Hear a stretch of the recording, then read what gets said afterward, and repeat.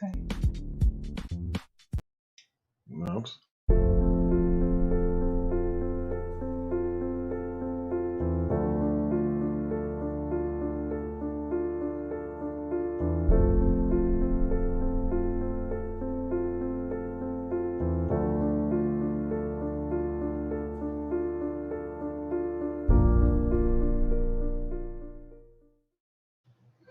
And good evening, our fellow lovers of love. Welcome. Thank you for joining us on yet another excursion through a stream of consciousness down the river of tranquility and on towards the lake of love. Yay! Oh, man. That was a good one. Well, almost. Hey, I screwed up the start right from the start, so whatever. I had the wrong intro. Start from the start. So it's been one of those weeks, I suppose. We're kind of managed getting through, kind of working on our way back into the swing of things. I'm trying to get myself back healthy. And so it's been a fast week. I can't believe we're actually already here back again. I know, we're back again. I mean, I know we did it Sunday last time, but that's only one day. Anyway, it's been a quick week. It went by fast. But on the plus side, I didn't go to the hospital this week. Yes. Woohoo! So that was a good thing. I didn't go to the hospital. But we have an opportunity to kind of sit down and have a conversation about something we're good at talking about. And that's anxiety. You know, as the world comes out of its shell, and I think there's just some stories here linked in our description about, you're coming out of, many people, a year or even longer where they've just been essentially isolated. And then others, I've had economic issues, families have been torn apart, all because of these, the lockdowns and the stress of COVID. And you add that to the normal stresses of life, the ups and downs, the twists and turns of normal life. You had all that, and then you added this pandemic and the lockdowns on top of it. And whether you feel whatever your feelings are, whether they're necessary or not, is not actually relevant. The psychological effects are clear. Yes. It's been disastrous for many people. And in normal times, you're talking 19% of people have some form of anxiety disorder. That's under normal conditions.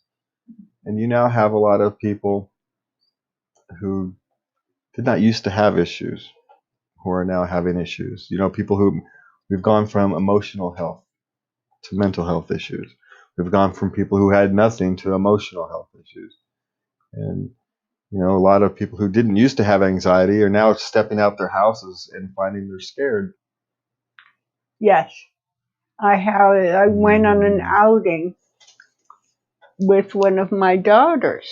Then we went into Old Sac, and there was a band playing. There was another group dancing. There were people all around, and very few people had on masks. And she kept exclaiming, "Wow, wow, wow. It's all so normal. Wow." Yeah, and so you've got that, and you've got all the kind of the normal things. And so there's a lot of people who are dealing with this for the first time, or maybe they've been dealing with it at a low grade level for a long time, and now they've just been faced with the possibility that they have to deal with it. If they're going to be successful in the future, in the next year, 2, 10, depending upon where you are in your life, you have to become, I don't know if say friendly with it, even though there is a discussion. You do have to kind of come to terms with that part of you. And how you do that is very unique. When I read a lot of these articles that say 17 tips or 10 tips or 3 tips for helping with your anxiety, what I see is what worked for one person And so they describe, say, like making your bed. I think maybe if we get to it, there's an article about 17 tips. I don't know if I included it this week or not. But the first one was making your bed first thing in the morning. Well, the issue about making your bed first thing in the morning isn't actually about making your bed the first thing in the morning. It's about having something that you can actually control every morning. Because maybe you can't do your bed. Maybe you and your spouse have different things, and you try to make your bed in the morning and you're disrupting somebody's sleep. And so maybe it's not your bed. But the point is to find something that's yours, that you can control, that you can, at the start of your day, have a success. Yes. And if that success is, well, at least I freaking made my bed. At least I brushed my teeth. At least I washed my hair. Whatever the hell it is. At least I put makeup on. At least I dressed nice. It doesn't actually matter what it is. The what it is less important. It's whatever it is that makes you feel good, that makes you feel like you've accomplished something. Whatever the heck it is. It can be making your bed. It can be doing the dishes. It can be taking a shower and starting the day clean. It actually doesn't matter what that is. It's that you've changed your mindset and you start in the day with a success. Now, I'm not one who actually has to do that anymore. There was time when I had to, where you found something a day. I didn't have to do it the first thing in the morning because just getting the kids out the house was a chore. That was your success. Yeah, getting them kids shoved into the car and out the door, more or less dressed, was was sometimes the biggest success you can have in a day. But you did it, right? That's a success. But sometimes it's not as easy, and you don't feel like a success, and so you find something else. Some little part of your life that you can control, that is yours, that you can be responsible for. Because not just that you can control, it's that you can actually accept responsibility for it. That this is mine, this is what I'm going to do, and this is what I'm going to do to start building my toolkit of success so that I can build on something. Because you have to have something to build on. And that first step is, it doesn't have to be very big. It doesn't have to be large. It doesn't have to be some grand thing. In fact, you're better off if it's not. And you don't have to tell anybody. It's yours. It's just for you. It's for nobody else. It's okay to be selfish. It's okay to think about you. It's okay to say, I like helping people, but I can't help people if I'm not my best me. And in order to be my best me, I have to take care of myself. And whether it's going to therapy, whether it's doing a routine, if you're a routine person, if you're an artist person, maybe it's making sure you don't get stuck into a routine. If you're an artist and you need some variety in your life, getting stuck into a routine is spiritual killing. It kills your spirit. So, you have to understand yourself. You have to understand who you are. And it's very difficult, especially if you're young and you've lived in a household that, say, is completely different than you.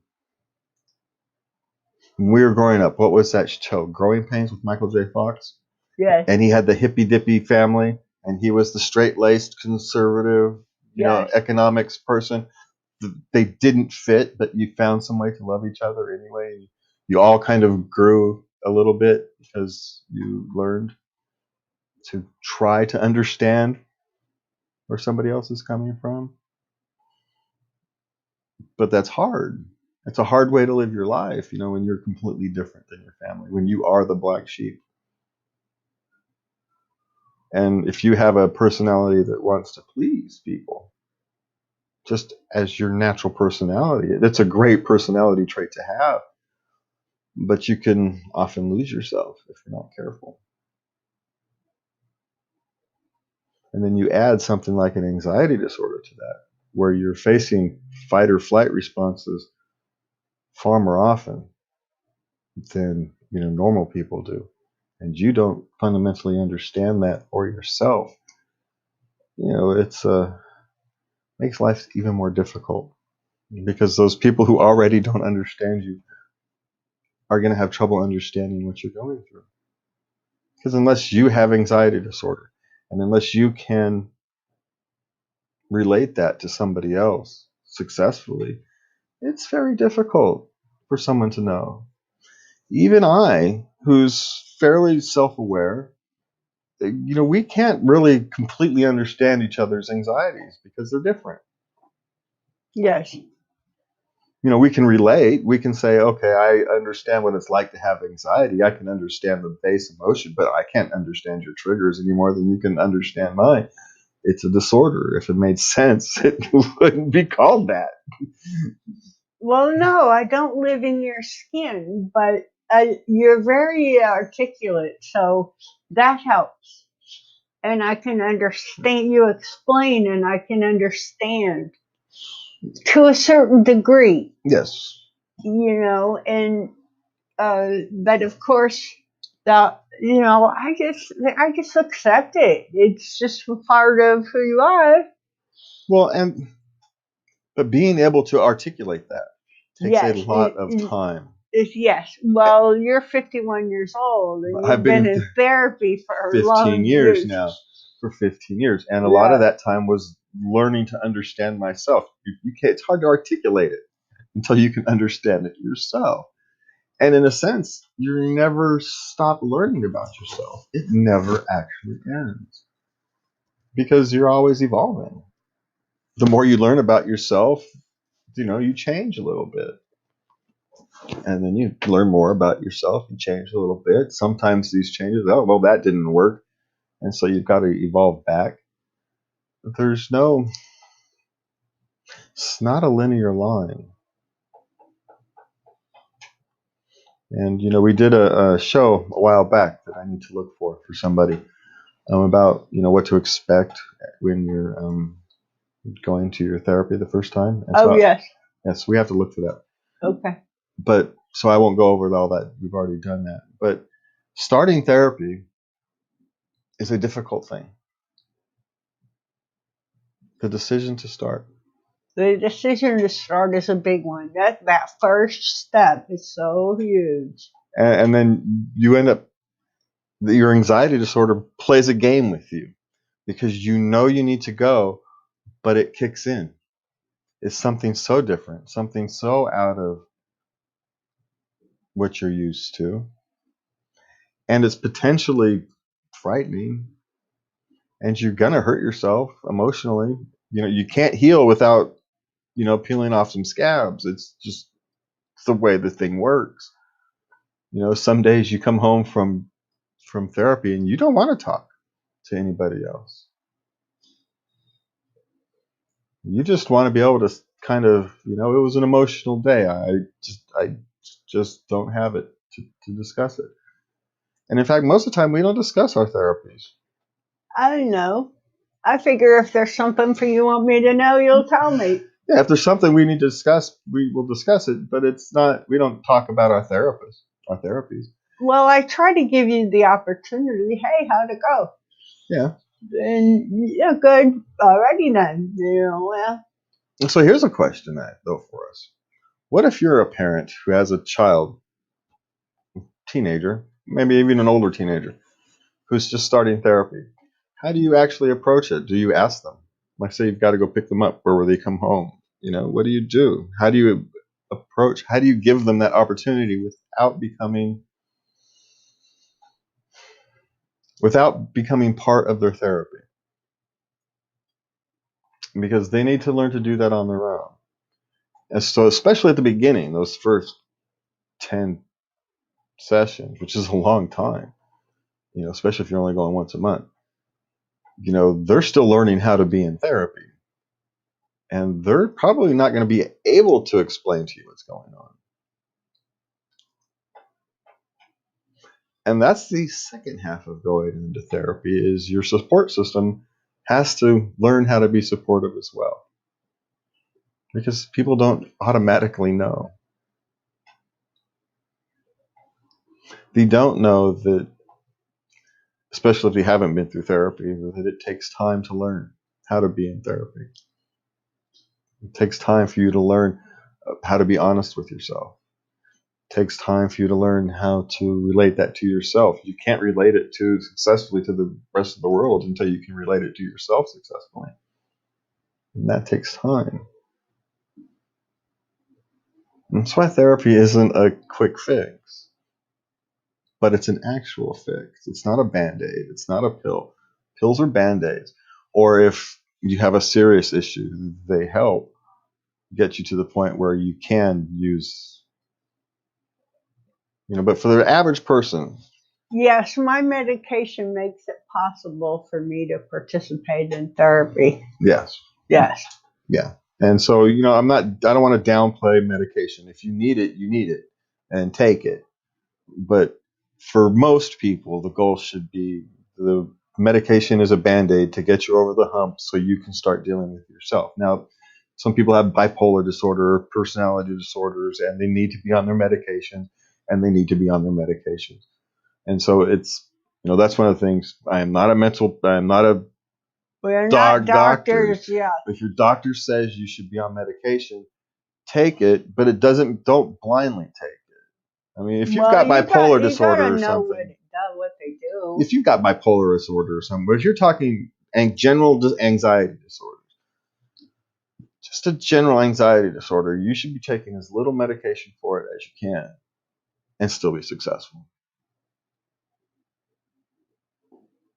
Because then because it's hard to know what the mental work is. But I'm not saying don't take it. I'm talking for anxiety disorder. If you've got bipolar or personality disorders or stuff layered on top of it, that's a different question. But I've always resisted, despite having a fairly significant anxiety disorder, I've resisted medication. Part of that is because I've been mistreated. I was treated for depression rather than anxiety, and I've become reluctant. Part of it's because I'm relatively successful in dealing with my anxiety on an average basis. And part of it is I don't know the long-term side effects of medication. And so it's if you have to take it, take it. Just, I'm not even saying being skeptical. Just, ask your doctor if it's one of these things that you can take as a short term, 6 months, a year, as you learn how to go through therapy, as you learn how to become more about yourself. Right, that's your point. That's the point you've been coming to. It's, it can be short term, but you have to discuss it with your doctor. Yeah, you have to have your medical professionals. Your therapist should be involved. Your therapist can actually be talking with your doctor if you're comfortable with that. Not everybody's comfortable having their therapist and their doctor talking to each other. My doctor's my doctor, my therapist is my therapist, but especially if you're just dealing with generalized anxiety and you don't need heavy medication, you can probably get away with that. But if you've got someone who needs, like yourself, who needs their medications, then you're probably better off with them talking to each other. Yeah. So, well, I guess the point of this is there's no direct answer. There's no singular answer. Anxiety disorder is an umbrella. It's a rainbow. And it affects all of us differently and uniquely. And it continually evolves. But it's never going to go away. You learn to let it become part of you. Because there is a trick. It does give you insight. There is a gift to anxiety disorder. Nature doesn't always punish. There is a gift to it. You have the ability to analyze a situation, analyze people's personalities very quickly. You pick up on signals instinctively that other people miss. And if you can learn to harness that, it's a very, very powerful tool.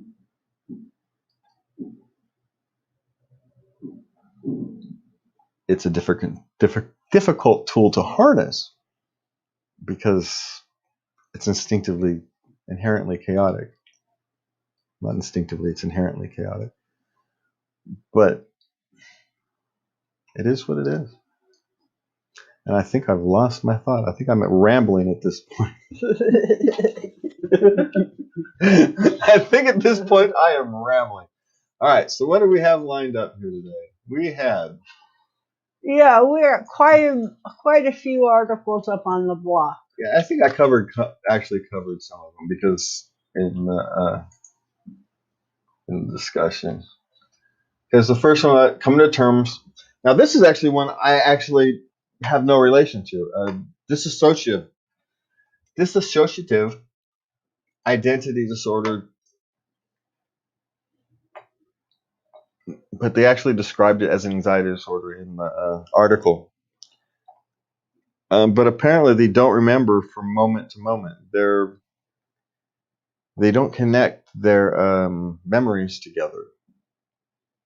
They can remember a moment, but they can't remember the moment that preceded it Oh no! or followed it. Oh no! Oh, how terrible! So it's like, in a sense, maybe I can maybe explain it from because of perspective of when I had the concussion. Everything came out of sequence, right? That whole 6 months, whatever I remember is that 6 month period is all out of sequence. But and there's chunks I can't remember. And so I can assume maybe it's something like that, but on a much more massive scale. Massive, yeah. On a much more massive scale. That's kind of that's the sense I got from the article. But it's just the amount of things the human brain can put us through. But yet, at the same time, still have a successful, at least externally, successful life. You can still have a family, kids, a job. You can still externally be successful, but while you're dealing with this thing where during times of stress, you simply lose. Best way I can describe it, even though it's flawed, is you lose the timestamp on the moments, so they all just become out of sequence. And in a sense, you can't even remember what you don't remember. Maybe over those occasions where you feel like you drove on autopilot. Next thing you know, you're home. You go, how the hell did I get here? You ever drive on a commute? Yeah. You drive it every freaking day. And the only thing, what really happens is, since nothing out of the ordinary happens, nothing in your brain stored it, because why? I do this every day. It's a perfectly normal trip, and there's no reason to store any of this memory, any of this trip into my brain. It's pointless. And so it doesn't. That's why you don't remember. It's not that you didn't remember. It's not that you were actually zoned out or on autopilot. You're actually paying attention. It's just the storage of it says, no, this is the same trip we make every day. I am not storing this. The file guy said, nope. No. Brown file. You can copy yesterday. It's the same thing.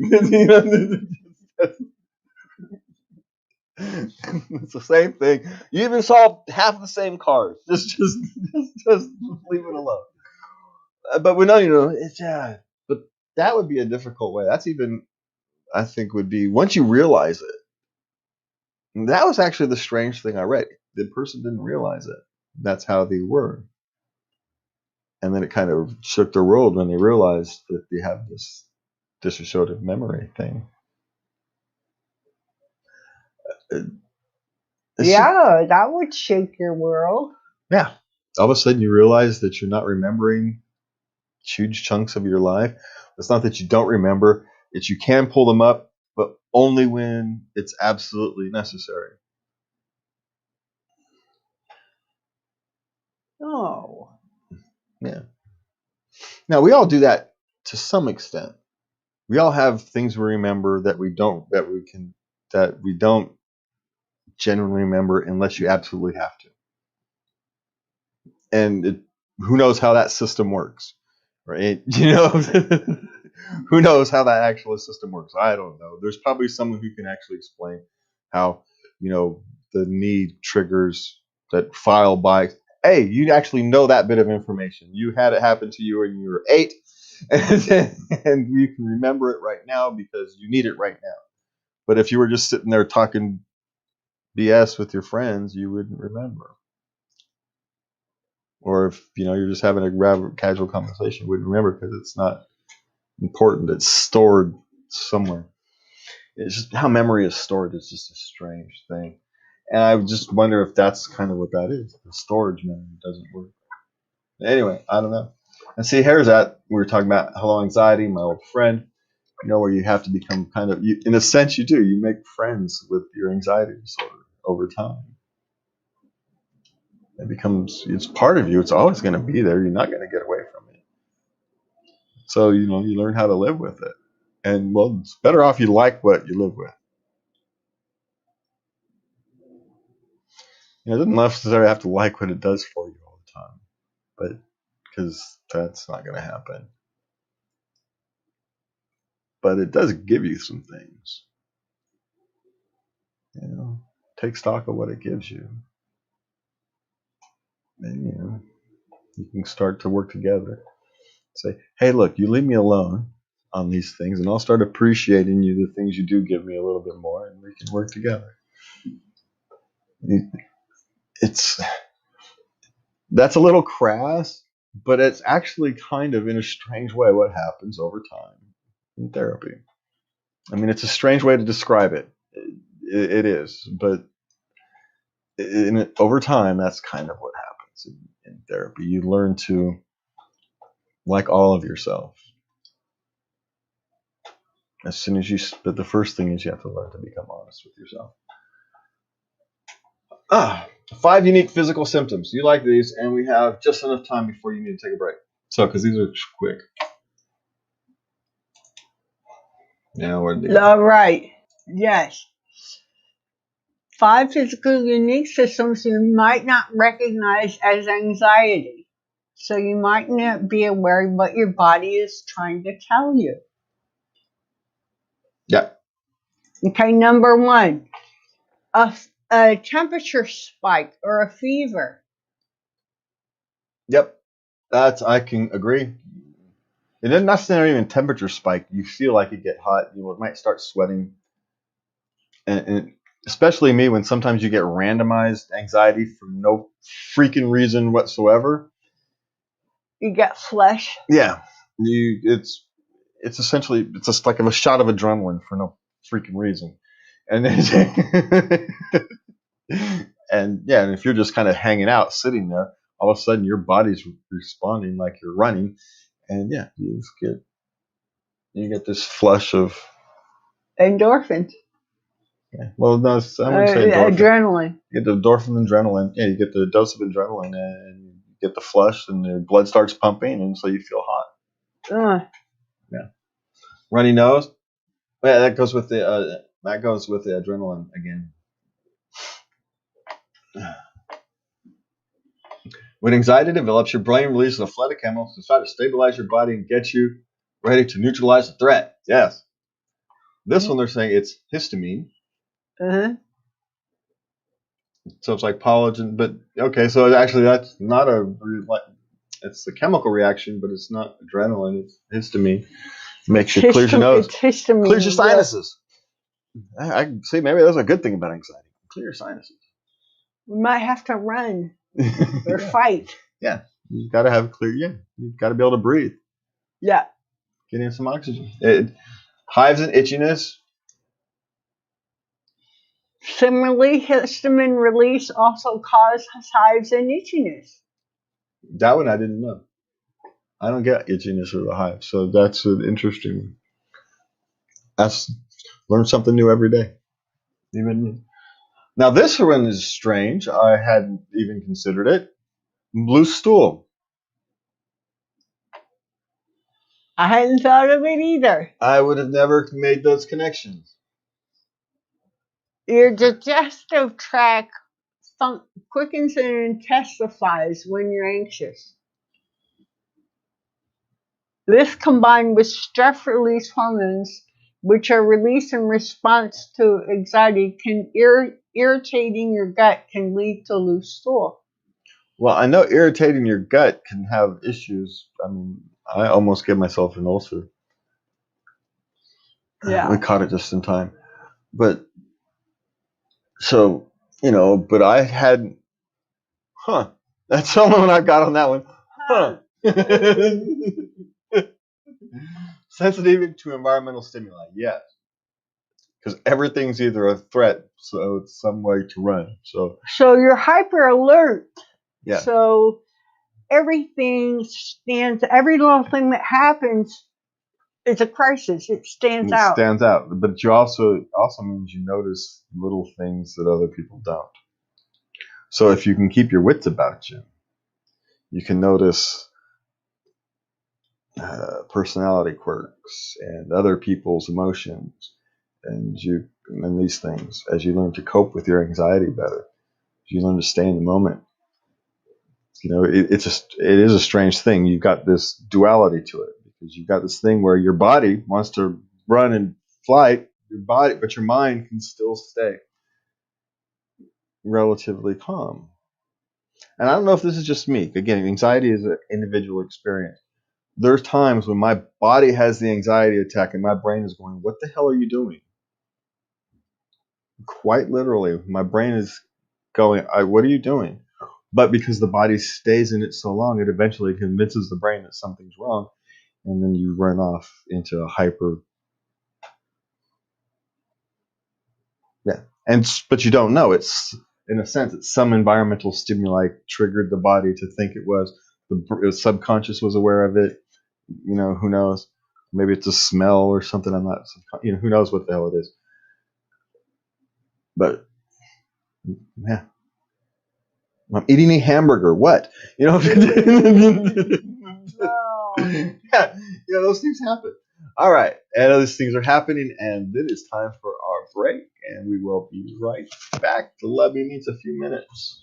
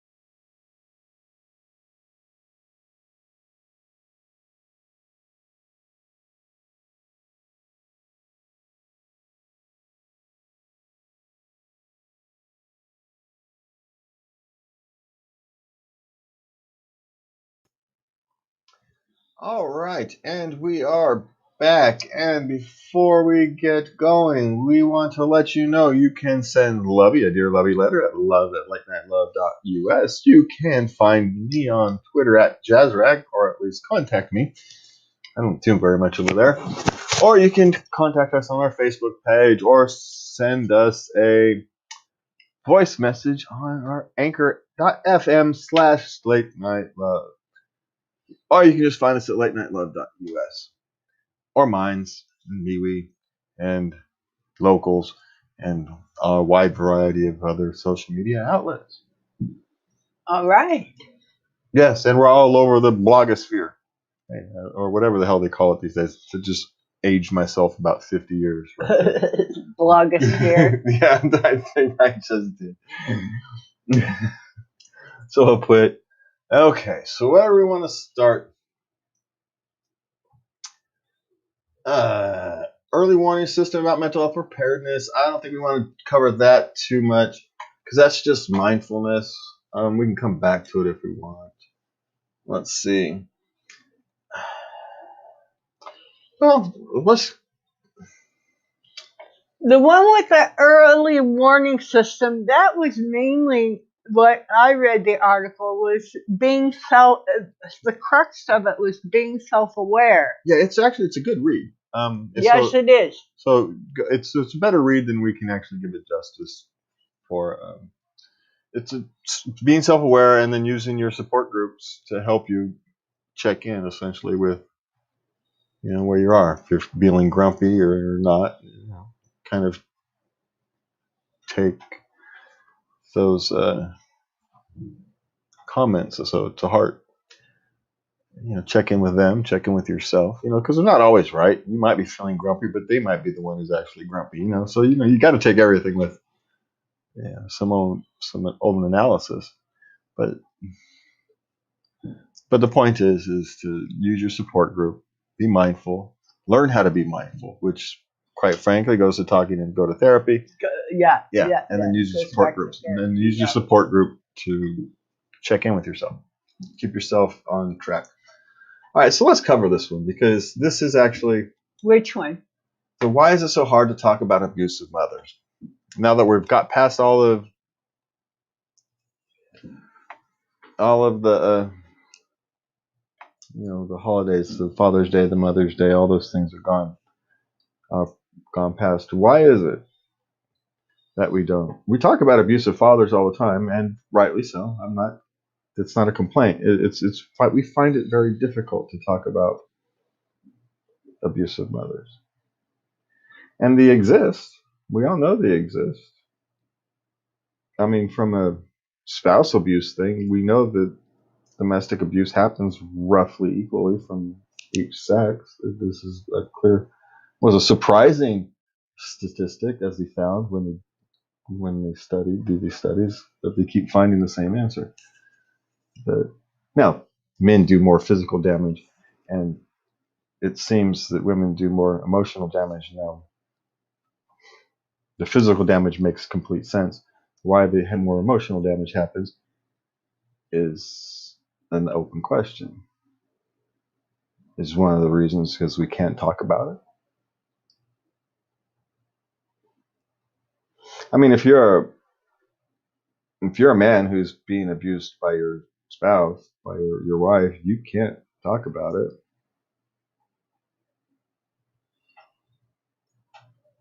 Society won't take you seriously. You just won't. I mean, it's better now than it used to be. I don't want to complain, but there's something deeper to that. There's a reason. We have, for whatever reason, and maybe there was valid reasons for it at the time, have put women up on a pedestal.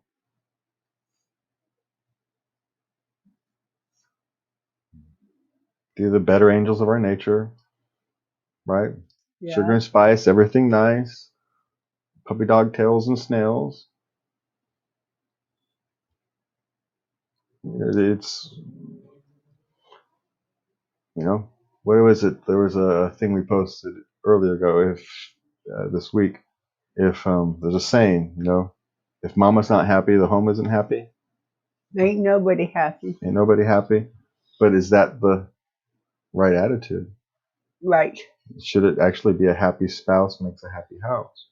Doesn't matter what sex you are. Doesn't matter what gender you are. The whole idea is to make two people happy. Yes. Gender and sex. And there's a second part of it. Is it sexist? Our refusal to talk about abusive mothers or the negative aspects of womanhood. We talk about toxic masculinity, but we don't talk about toxic femininity. It exists. We do kind of look down on the gold diggers of the world, but we don't look down on them too much.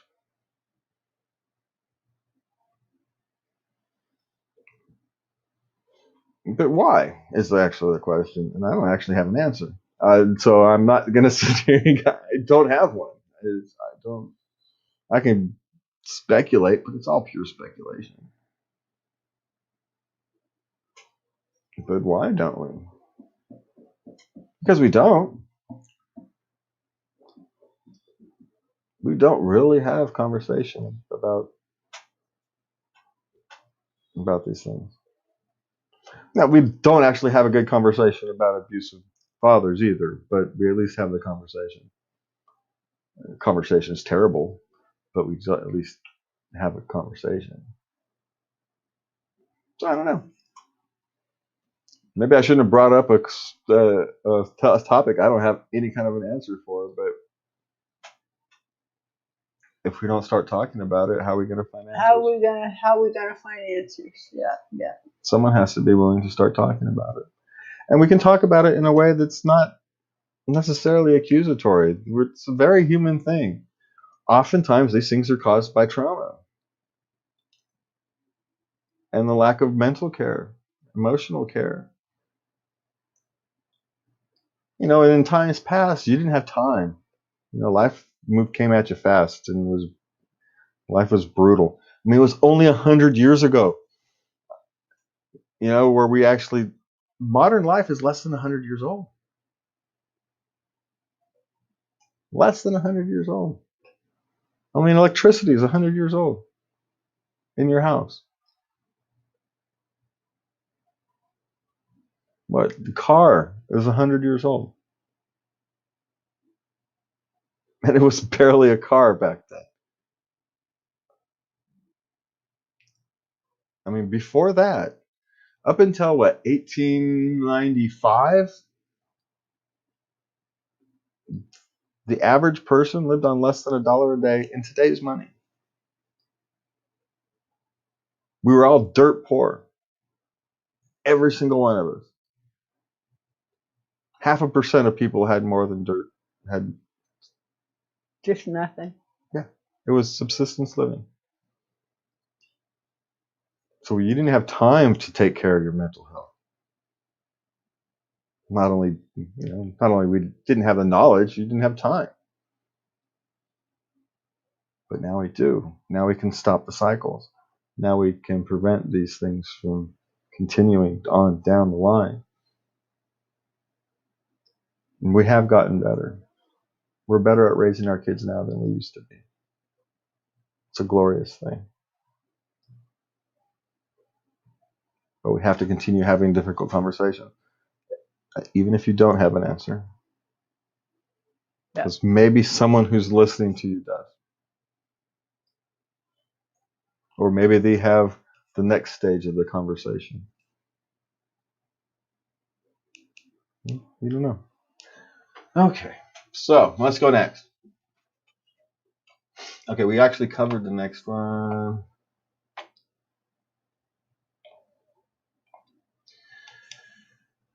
All right, so let's just skip to some questions. I'm 21. My dad thinks it's okay to just give me a room and nothing else, not even food. What should I do? Move out? Well, but are you working? Well, I think the first thing is become more appreciative and understand he's actually giving more than he's legally required. Now, you could actually argue morally and ethically and make a different questions, but those are individual choices. where you draw your moral and ethical lines, and maybe he can't afford to give you any more Yeah. than what he's giving you. Maybe he's giving you all he can. And, we don't know. But the first thing I would say is be more appreciative of what you're getting.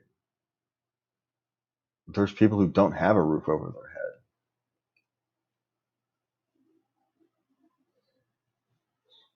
head. And, right now, if you're desperate, every fast food joint in the country is hiring.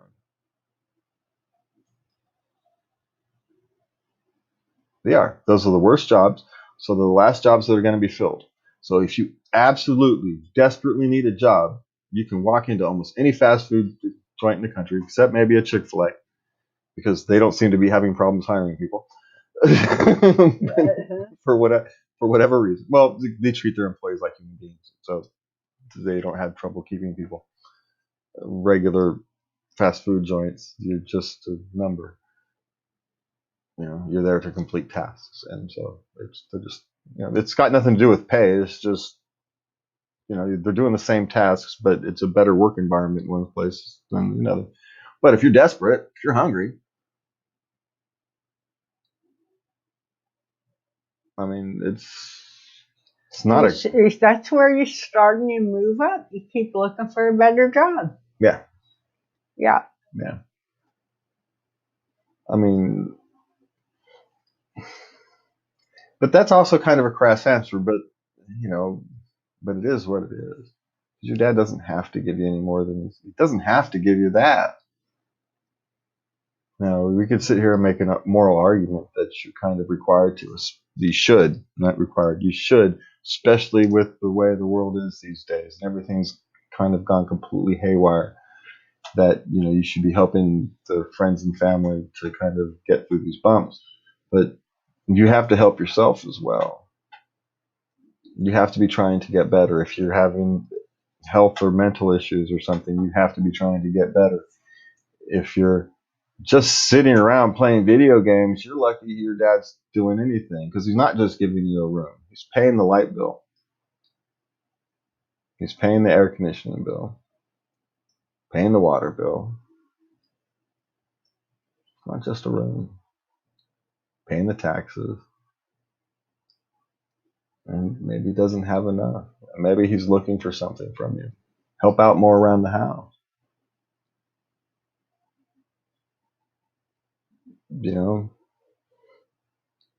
Treat the gift as it is. It's a gift. Instead of complaining about him only giving you a room, maybe you should thank him for giving you a room. I'm sure he'd love to hear that.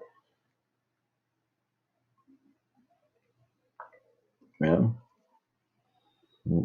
And just assume that maybe he can't afford it. Or maybe he's fighting an instinct.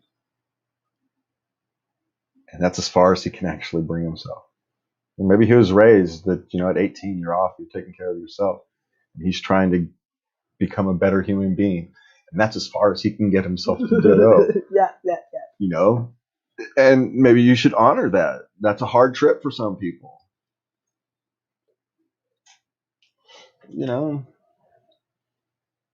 It's hard to say. When you're hungry, it's hard to hear, don't be selfish. But don't be selfish. And you will be rewarded. Or something like that. All right. So, my boss is saying that increase of salary isn't a motivator. What can I say against it? Well, this is a thing that is both true and not true at the same time. A salary is not the best motivator. It's just not. An increase in salary? An increase in salary is not going to motivate someone who is unmotivated. Meaning well. Positive work environment well. Wanting to be there. No, just getting a bigger paycheck isn't going to make you want to be there any more than it was the day before. Just going to means that you're willing to put up with a little more.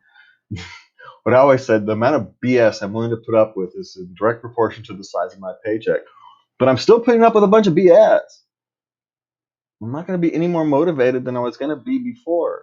I'm motivated at my natural level of motivation.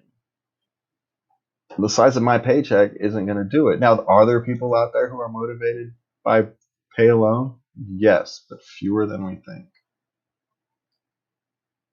Most people, and we discussed it, but I don't know if it was last week or the week before, that people were willing to give up a huge chunk of money per year to continue working remotely. I mean, I don't remember if it was $35,000 or $65,000, but either one of those was a huge chunk of money. And you're talking tech workers in the Bay Area who are making over $100K, but that's still a huge chunk of money. Now, I don't care what anybody says. 35 grand is a huge chunk of money. People want meaning. People want freedom. They want flexibility. They want to be able to have their own lives. They don't want to be ruled by their jobs. So if you can manage to walk that line where you can get your tasks done while giving your employees both meaning and flexibility, you've hit the golden zone. You can actually pay them less. We've all known it. People who have stayed at a job taking less money and then get somewhere else simply because they liked working there. Yes.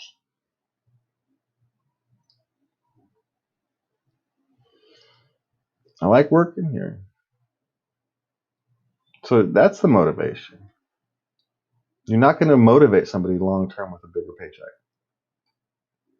And if someone is motivated, you're going to lose them because you can't keep up. Be well, go find some place bigger. Give your employees meaning. Give them what they want in terms of as much flexibility and freedom as you can. Agency for their own lives. You know, it's not always possible. If you run an assembly line, you know, there's only so much flexibility and freedom you can give to the people who are running the assembly line. But, you know, there's ways. There's ways. All right. Should I be worried if my 17-and-a-half-year-old daughter is regressing? She suddenly went back to watching children's shows and collecting toys. Keep in mind she's a typical developing 17-year-old. No, she sounds like a typical 17-and-a-half-year-old to me. Yeah. They vacillate. Yeah, well, and it's not just, sometimes they go back to watching old TV shows. You could actually make an argument it's an anxiety response if they have anxiety issues. You go back and you watch something that's familiar, that you know it's going to happen. It's comforting. But sometimes they just want to watch something and that's what they want to watch. They're going on a kick. You know, like every now and again, you know, you might go on a kick where you want to go watch some old movies. Well, they're going watching old shows. You watch a movie that brings you back to your teenage years or your 20s. You want to watch a child that brings them back 10 years ago. It's not any different on a scale. And sometimes some of those stuffs were actually pretty good. And who cares what they're collecting? Lots of people collect lots of things. You know, a toy collection at 17, you know, maybe it turns into Beanie Babies and becomes worthless, but maybe it turns into your grandpa's baseball card collection and worth $100,000 or something. You don't know. Don't worry about it. Let them be their joy. Let them be an artist. Who knows what it's going to turn into? As long as everything else is fine, you care what they do for their entertainment time. It's their entertainment time. Now, you know, if they're dropped all their other responsibilities, all the other things they like to do so they can sit around, eat bonbons, suck their thumb, and watch Teletubbies, well, then you might be having a different issue. But it doesn't sound like what she's talking about.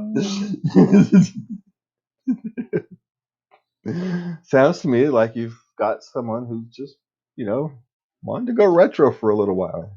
So what? Maybe it's a thing. You know, maybe it's a thing in their circle. You know how these things go. It's like, bell bottoms or something. They come back for some reason every now and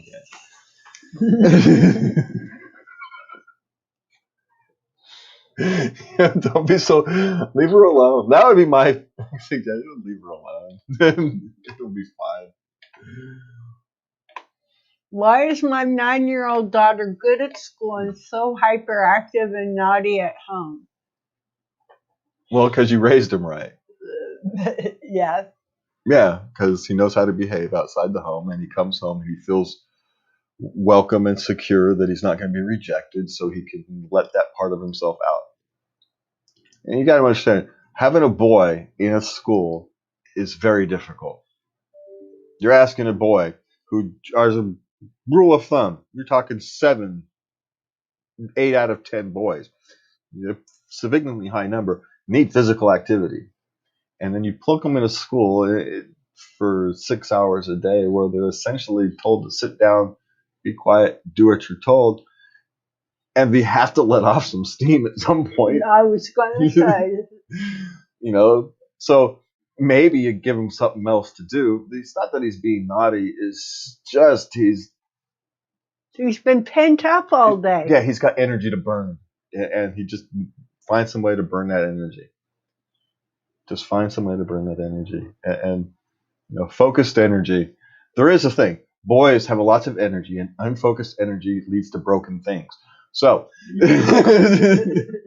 this is something I know. I have lots of boys. Boys have lots of energy. Unfocused energy leads to broken things. So focus that energy best you can. Give them something to focus on. It doesn't really matter what it is. But if he likes to throw a baseball, let him throw a baseball against the side of the house, or a tennis ball against the side of the house. Something. Karate. Yeah, it doesn't matter. Whatever he's interested in. But you watch guys like, I was listening to a documentary on Nolan Ryan, and as a kid, he used to just throw a ball against the side of the house. Well, by like 15 years old, he was throwing 90-something miles an hour and just being scouted by the pros because no one could hit him. Plus, he built his arm up so strong. And then he pitched until he's like 45 through 7 nose hitters, one of the best pitchers and all. So, you never know where these things can go. But it's just, he had all this energy. Just throw a ball against the side of the house. Just do something with it. Didn't matter what the heck it is. What was it? There was a basketball player who used to just go out and shoot free throws. It was his way of releasing that energy. And well, eventually he became a pretty good shooter. And what was it? He didn't even have a backboard. It was just a hoop on a pole. So he had to get swishes. He couldn't rebound it. And so he became a good shooter. Oh, wow. Yeah. So you never know. Just give them something to do, and you never know where it's going to lead. It might not lead anywhere, but it's not, except you'll stop breaking things inside your house. That's that's the goal on that one. Okay, so there's these last two, and we'll cover these. My child wants me to buy him a cheap car. Is this reasonable? If he can afford it. Well, it's not unreasonable, and it's a hell of a lot better than the other question we had about the cars. The last week before, a couple shows ago, whatever it was, where someone got mad because they didn't get a nice enough car, even though they got a nice one. They wanted a Tesla instead of whatever the hell. Get the hell out of here! You're taking the bus. But at least no, you're responsible and wants a cheap car. If you guys can work out a deal, it's not unreasonable. Now, whether you do it or not is a decision completely up to your family and your family finances, and whether you think he's responsible enough, and whether he can afford to pay the insurance on it, and all that other variables. But it's not an unreasonable request, no. No. It doesn't mean he should get it. It's just not unreasonable. That's all. Whether you get it or not is a different question, and not one we can actually answer, because we don't know your family situation or the responsibleness of your son or any of those things. We can't answer that. But we can tell you it's not unreasonable. Right. and actually asking for a cheap car from what other things we have Come across. It's reasonable. It's actually, yeah. So, you've actually done something right.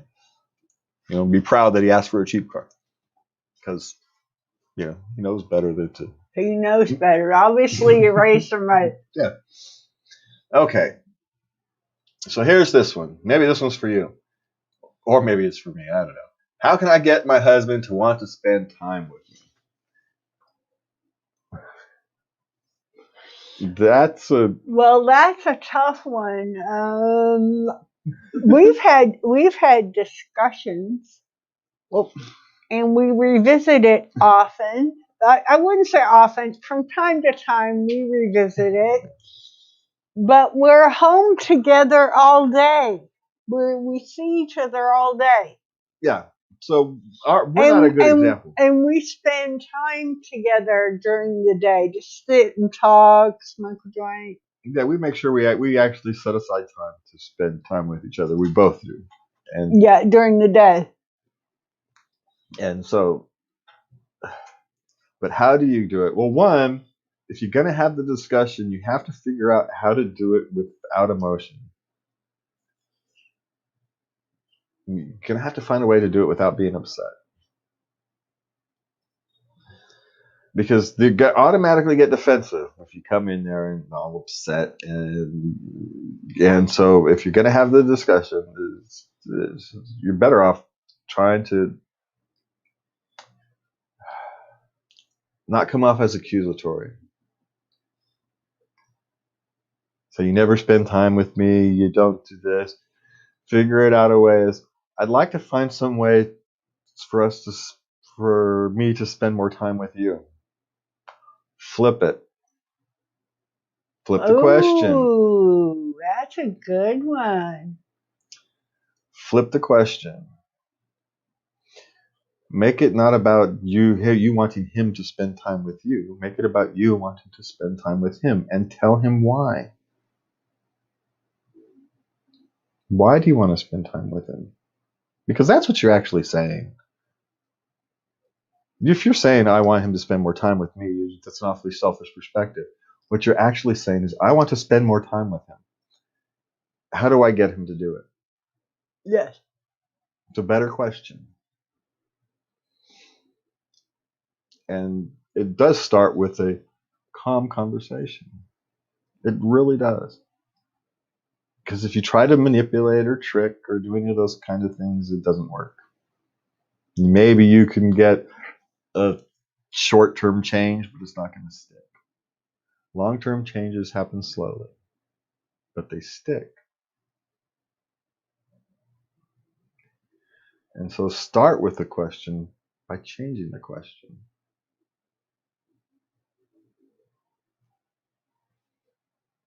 So, I'd like to find some way to spend more time with you.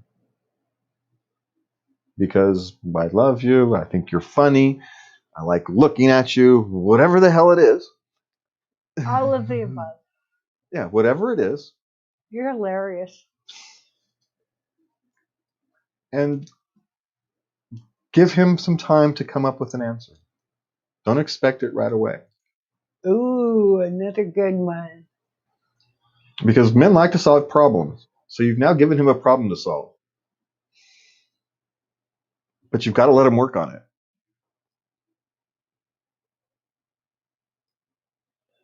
it. In a sense, you're kind of manipulating them, but you're not really. You're just being honest with them. You could actually make an argument that's manipulative, but it's not, because you're just honoring their nature. Yeah. Yeah. But it can feel manipulative if you haven't actually had that done with you before. It can feel manipulative. Doesn't mean it is, but it can feel manipulative. Giving someone time to think? Yes, when you haven't had it before. Oh. Alarm bells go off and all kinds of things. But so you don't actually give them time to think. You just give them time to think. You don't tell them you're giving them time to think. You just have a short conversation. You say, I've been thinking. Something like, I've been thinking. I want to figure out a way so I can spend more time with you. You know, I love you. I like you're funny. I like to look at you. You know, and you know, I just, just, I was just thinking it, and off you go. Let it sit. Plant the seed.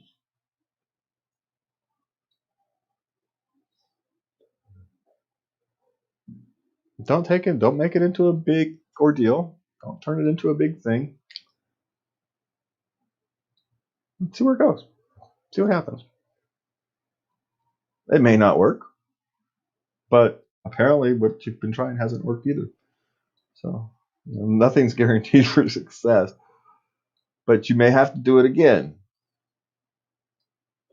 You know, some of us are thick. You may not catch it the first time. So you may have to have the conversation again. But you know how to do it. You know how to talk to your husband when you want to do these things. Just my biggest action, I can't think. My biggest suggestion would be to flip the question. Don't make it about him spending time with you. Make it about you spending time with him, and that will not make him so defensive and give him a problem to solve. And we like problems to solve.